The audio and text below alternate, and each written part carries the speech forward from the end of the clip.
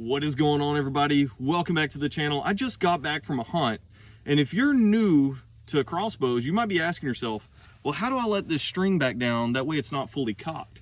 Because 90% of crossbows, you can't just let the string back down with the push of a button or maybe using your cocking device to actually let that back down. So on this Barnett crossbow, you actually have to discharge the arrow.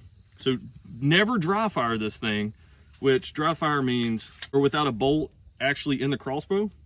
So what I do, I actually take my hunting arrow out, put it back in the quiver, and this arrow came with the crossbow, so it's just a cheaper arrow, one that I'm not worried about messing up. And I'm just gonna go ahead and put that in my crossbow, making sure it's safely seated and it's all the way in. Okay, the other thing that you're gonna need for this, and there's a lot of different types of discharge devices that you can use for your crossbow. You can get those discharge arrows that actually have like a little blunt tip on the end. I don't suggest those just because you don't know if you're gonna be hunting near, really rocky areas, sandy, or just regular dirt. And a lot of those things tend to break after just a few uses, so I don't suggest them. What I suggest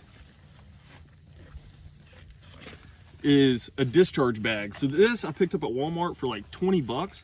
It's nice and compact. I can just throw it in the back seat of the truck, and this will get the job done.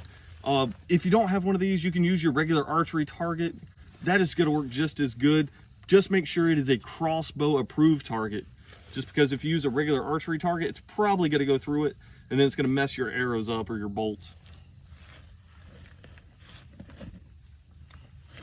So what you wanna do is get your discharge bag, put in a safe area.